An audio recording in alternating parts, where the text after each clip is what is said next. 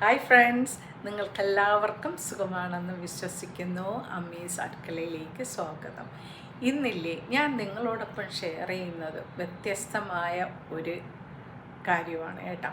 കാര്യം എന്ന് വെച്ചാൽ നമ്മളെല്ലാവരും അത് സീരിയസ് ആയിട്ട് എടുക്കേണ്ട ഒരു മാറ്ററുമാണ്.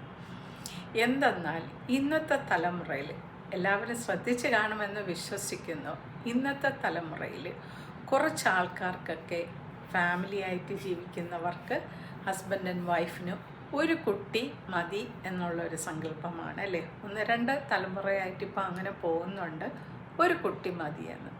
അതിന് മുമ്പുള്ള തലമുറയിലുള്ള എല്ലാ ആൾക്കാർക്കും രണ്ട് വേണമെന്നായിരുന്നു ആഗ്രഹം അല്ലേ.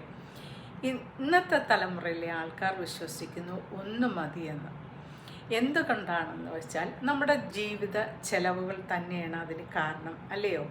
പണ്ടത്തെ കാലത്ത് 10ഉം 12ഉം മക്കളുണ്ടായ കുടുംബങ്ങളിൽ നിന്ന് വേർപിരിഞ്ഞു പോയ മക്കളുടെ മക്കളാണ് ഇന്ന് ഒരു കുട്ടി മതി എന്ന് വിശ്വസിക്കുന്നത്.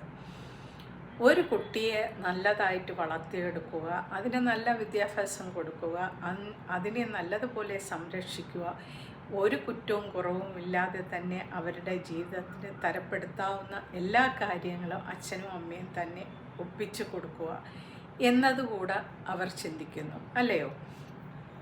അപ്പോൾ ഇന്നത്തെ കാലത്ത് ഒരു കുട്ടി എന്നുള്ളൊരു സങ്കല്പത്തിൽ പല രാജ്യത്തും ഇപ്പോൾ അനുഭവമാണ് ഒരു കുട്ടി മതി എന്നുള്ളത്.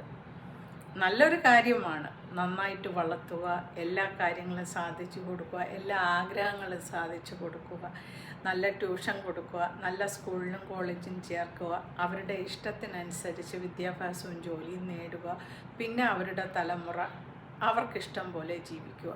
അങ്ങനെ ഒരുപാട് കാര്യങ്ങളിൽ അത് നല്ലതുമാണ് അല്ലേ. പക്ഷേ ചില കാര്യങ്ങൾ നമ്മൾ ഒന്നുകൂടി ചിന്തിക്കേണ്ടതുണ്ട്. കാര്യമെന്ന് വെച്ചാൽ ഈ അടുത്ത കാലത്തായിട്ട് എലോൺ മസ്ക് പറഞ്ഞ ഒരു കാര്യമുണ്ട്. സിംഗപ്പൂർ പോലുള്ള രാജ്യങ്ങളിലൊക്കെ കുട്ടികളില്ലാതാവുകയും കുട്ടികളൊന്ന് വേണ്ടെന്ന് വയ്ക്കുകയും അതുപോലെ തന്നെ രാജ്യം തന്നെ ഇല്ലാതാവാൻ സാധ്യത ഉണ്ടെന്ന് പോലും അദ്ദേഹത്തിൻ്റെ ഒരു ട്വീറ്റിലോ അദ്ദേഹത്തിൻ്റെ ഒരു സംഭാഷണത്തിലോ പറയുകയുണ്ടായി. അതുപോലെ തന്നെ വേറെയും രാജ്യങ്ങൾ അങ്ങനെ ഉള്ളതായിട്ട് പറയുന്നു. അപ്പോൾ ഇങ്ങനെ ആവുമ്പോൾ ആ രാജ്യം ഇല്ലാതായി തീരുകയാണ് അല്ലേ, നമ്മുടെ അടുത്ത തലമുറ ഇല്ലാതെ വന്നു കഴിഞ്ഞാൽ. അപ്പം ഞങ്ങൾ കൂടി ഒന്നുകൂടെ ചിന്തിക്കണം, നമുക്ക് എത്ര കുട്ടികൾ വേണം നമ്മുടെ തലമുറകൾ നിലനിർത്താൻ, നമ്മുടെ രാജ്യം നിലനിർത്താൻ, നമ്മുടെ കുടുംബം നിലനിർത്താൻ നമ്മളൊന്നുകൂടി ചിന്തിക്കേണ്ടതുണ്ട് അല്ലയോ. പണ്ടൊക്കെ രക്ഷാകർത്താക്കൾ പറയുമായിരുന്നു ഒരു കൂട്ട് വേണം, ഒരു കുട്ടിയായാൽ പറ്റില്ല, രണ്ടെങ്കിലും വേണമെന്നുള്ള. പക്ഷേ ഇന്ന് ഒരു രക്ഷാകർത്താക്കളും ധൈര്യപൂർവ്വം അത് പറയുന്നില്ല. കാര്യം എന്തെന്ന് വെച്ചാൽ ഇന്നത്തെ ജീവിത സാഹചര്യം അവരെ കൊണ്ട് പറയിപ്പിക്കുന്നില്ല. അത് ഒരു കുട്ടിയെ വളർത്തിയെടുക്കാൻ ഒരുപാട് ബുദ്ധിമുട്ടാണല്ലേ. പണ്ടത്തെ കാലത്ത് ഒരുപാട് കുട്ടികൾ ഉണ്ടായിരുന്ന ഫാമിലികളിൽ മുതിർന്ന ആളുണ്ടായിരുന്നാൽ താഴേക്കിടയിലുള്ള കുട്ടികളെ പഠിപ്പിക്കാനും അവരെ നോക്കാനും അവരെ ഹെൽപ്പ് ചെയ്യാനും ഒക്കെ എല്ലാവരും സഹായിച്ചിരുന്നു. അല്ലെങ്കിൽ ആ കുടുംബത്തിൽ മറ്റുള്ള അംഗങ്ങൾ തന്നെ ഉണ്ടായിരുന്നു. പക്ഷേ ഇന്നത്തെ ന്യൂക്ലിയർ ഫാമിലിയിൽ അങ്ങനെ ഉണ്ടോ? ആരും തന്നെ ഇല്ല അല്ലയോ. കുറച്ച് കുട്ടികൾ മാത്രമല്ലേ ഉള്ളൂ. ഒന്നും രണ്ട് കുട്ടികളുള്ളിടത്ത് ആരെ ഹെൽപ്പ് ചെയ്യും? ആർക്കും ആരെയും ഹെൽപ്പ് ചെയ്യാൻ സമയമില്ല, ആർക്കും ഒന്നും ചെയ്തു കൊടുക്കാനും സമയമില്ല ഇല്ലയോ. അപ്പോൾ നമ്മുടെ ഈ ചിന്താഗതി മാറ്റണ്ടേന്ന് തീരുമാനിക്കേണ്ടത് നമ്മൾ തന്നെയാണ്. നമ്മളെ ഇല്ലാതായിക്കൊണ്ടിരിക്കുന്നു എന്ന് നമ്മൾ ആലോചിക്കുമ്പോൾ അതും ഒരു വിഷമം തന്നെയാണ്. ഇന്നത്തെ ചുറ്റുപാടിൽ തീരുമാനം നമ്മുടെ കയ്യിലാണ്, പക്ഷേ ഫ്യൂച്ചറിൽ കൂടെ നമ്മൾ തിങ്ക് ചെയ്യണ്ടേ.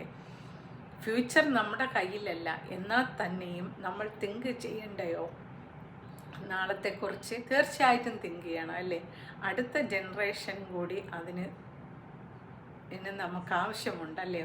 ഒരു കുടുംബത്തിൽ ആൾക്കാർ കൂടുതലുള്ളതും നല്ലതാണ്, എന്നാൽ കുറച്ചുള്ളതും നല്ലതാണ്. ഒരു നാണയത്തിൻ്റെ രണ്ട് വശങ്ങൾ പോലെ നല്ലതും അഴുക്കുകയും എല്ലാ കാര്യത്തിലും ഉണ്ടല്ലേ.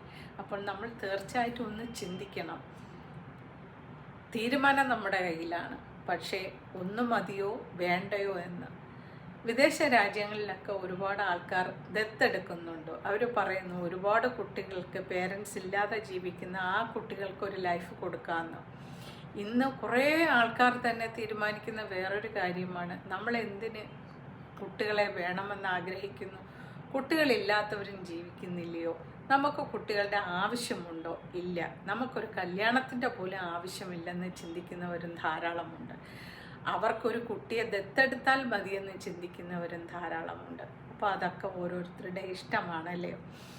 അപ്പോൾ കുട്ടികൾ വേണമോ വേണ്ടയെന്ന് തീരുമാനിക്കേണ്ടത് എല്ലാ മാതാപിതാക്കളുടെ ആഗ്രഹമാണ്. പക്ഷേ നമ്മുടെ ഫ്യൂച്ചർ നമ്മുടെ കൈകളിലല്ല എന്നതുകൂടി നമ്മൾ ഓർക്കണം.